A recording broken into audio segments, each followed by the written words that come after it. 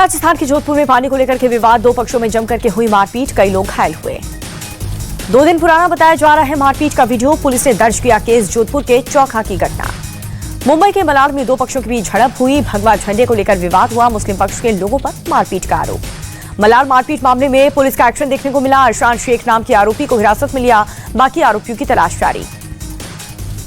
भीड़ मस्जिद में हुए धमाके की जांच एटीएस ने शुरू की। मामले में गिरफ्तार 2 आरोपियों से एटीएस ने की पूछताछ, टेरर एंगल से भी जांच। मेरठ ईदगाह में फिलिस्तीन के समर्थन में बैनर, नमाज के बाद दिखाए फिलिस्तीन के बैनर, गाजा में इजरायली हमले रोकने की मांग की। उत्तर प्रदेश के मुरादनगर में पुलिस और नमाजियों के बीच झड़प हुई, नमाजियों ने जमकर के नारेबाजी की। ईदगाह में जगह नहीं होने पर पुलिस और नमाजियों के बीच कहासुनी हुई, पुलिस ने समझा बुझाकर दूसरी शिफ्ट में नमाज करवाई। राजस्थान के टोंक में नमाज के बाद जुलूस निकालने की कोशिश हुई, पुलिस ने रोका, नमाजियों ने नारेबाजी की, पुलिस सख्ती के बाद वापस लौटे। हापुड़ में भी पुलिस और नमाजियों के बीच झड़प हुई है। ईदगाह में जगह भरने से नमाजियों को रोकने पर बहस हुई, समझाने के बाद वापस लौटे नमाजी। ईद के मौके पर वक्फ बिल का विरोध, कई शहरों में काली पट्टी बांध करके नमाजियों ने ईद की नमाज पढ़ी। संभल में भी काली पट्टी के जरिए विरोध जताया। एमपी के भोपाल में ईद की नमाज पढ़ी गई, नमाजियों ने हाथों में काली पट्टी बांधकर नमाज अदा की। वक्फ संशोधन बिल का विरोध किया। वक्फ संशोधन बिल पर अखिलेश का केंद्र पर हमला, कहा ज्यादातर दल बिल के खिलाफ, सपा भी बिल का करती है विरोध। वक्फ बिल के विरोध में बोले सपा नेता अबू आजमी, काली पट्टी सरकार को एक मैसेज, वक्फ की जमीन सरकार की नहीं, सरकार हड़पना चाहती है मस्जिद की जमीन। भोपाल में ईद के दिन फिलिस्तीन के समर्थन में पोस्टर, युवाओं ने फिलिस्तीन के समर्थन में दुआ पढ़ी। देश भर में मनाई जा रही है ईद, दिल्ली के फतेहपुर मस्जिद में छोटे बच्चों ने एक दूसरे को गले लगाकर ईद की बधाई दी। बीजेपी नेता मुख्तार अब्बास नकवी ने ईद की नमाज पढ़ी, दिल्ली के इमामिया हॉल मस्जिद में नमाज अदा की। बिहार के सीएम नीतीश कुमार ईद के मौके पर गांधी मैदान पहुंचे, मुस्लिम धर्म गुरुओं ने नीतीश कुमार का स्वागत किया।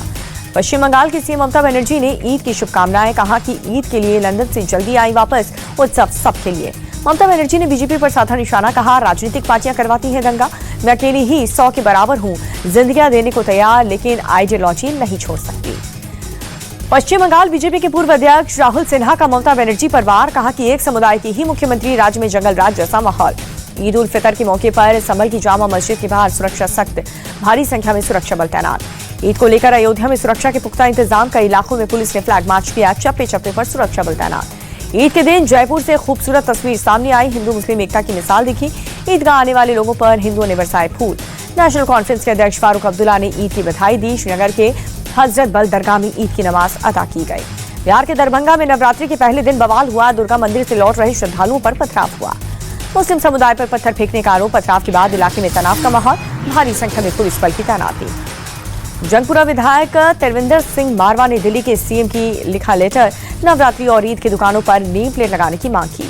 चैत्र नवरात्रि का आज दूसरा दिन है, देवी के दूसरे स्वरूप ब्रह्मचारिणी की आज हो रही है पूजा। दिल्ली के कालका जी मंदिर में उमड़ा श्रद्धालुओं का सैलाब, नवरात्र के दूसरे दिन भक्तों ने दर्शन कर माता रानी का आशीर्वाद लिया।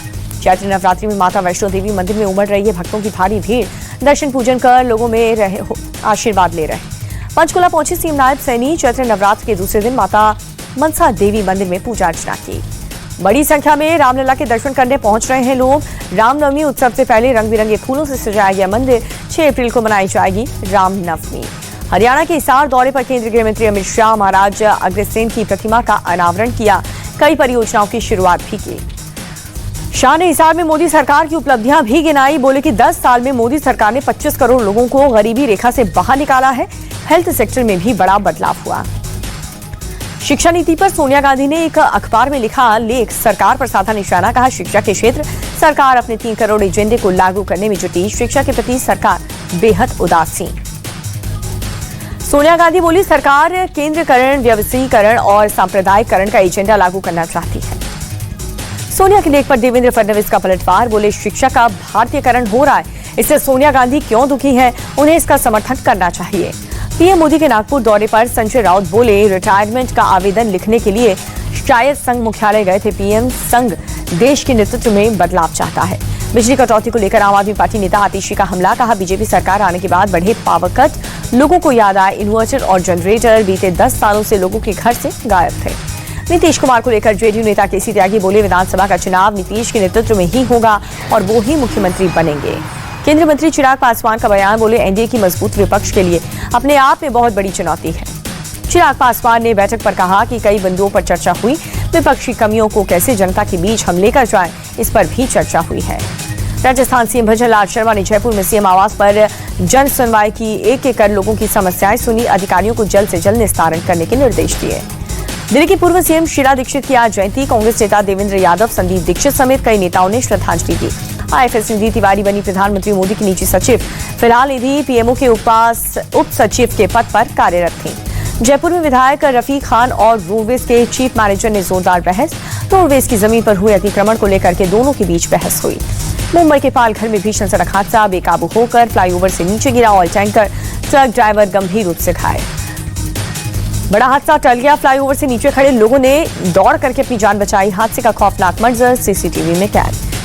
पुलिस के मुताबिक लैम्बोर्गिनी यूट्यूबर मृदुल के नाम पर रजिस्टर्ड है। अजमेर का रहने वाला कार ब्रोकर दीपक कर रहा था टेस्ट ड्राइव। पुलिस कई संदिग्ध लोगों को हिरासत में लेकर के पूछताछ कर रही है। कॉल रिकॉर्ड्स और सीसीटीवी भी खंगाले जा रहे हैं। फॉरेंसिक टीम ने कई अहम सबूत जुटाए। बिहार में फिर से पुलिस की टीम पर हमला हुआ। मुंगेर की पड़िया गांव में पुलिस पर पथराव हुआ। 2 महिला कांस्टेबल समेत 4 कांस्टेबल घायल हुए। आर्म्स एक्ट के वांटेड देवराज की गिरफ्तारी के बाद गांव वालों ने हाईवे को जाम किया। मौके पर पहुंची पुलिस की टीम पथराव किया। एक महिला कांस्टेबल का सिर फोड़ दिया। पुलिस ने 5 महिला समेत 10 लोगों को गिरफ्तार किया है। 25 के खिलाफ नामजद और 50 अज्ञात खिलाफ FIR दर्ज। दिल्ली के लक्ष्मी नगर इलाके में मल्टी स्पेशलिस्ट अस्पताल में लगी आग। हादसे में किसी तरह की जनहानि की खबर नहीं। आग लगने के बाद अस्पताल में मची अफरा तफरी। दमकल की 4 गाड़ियों ने पाया आग पर काबू। वक्त रहते लोगों को निकाला गया बाहर। आग लगने की वजह भी साफ नहीं हो पाई। अगरतला पुलिस को मिली है बड़ी सफलता। ज्वेलरी चोरी मामला किया खुलासा। चोरी किया सामान बरामद हुआ। पुलिस ने चोरी करने वाले आरोपियों को भी पकड़ लिया है। गिरफ्तार आरोपियों से पूछताछ हो रही है। बाकी सामान भी जल्द बरामद करने का पुलिस ने आश्वासन दिया। देहरादून के कोरोनेशन अस्पताल पहुंचे सीएम धामी। फूड पॉइजनिंग के चलते भर्ती हुए मरीजों से मुलाकात कर हालचाल जाना। वोडाफोन आइडिया के 36,950 करोड़ बकाये को इक्विटी में बदलेगी सरकार। कंपनी में सरकार ने 49% हिस्सेदारी होगा।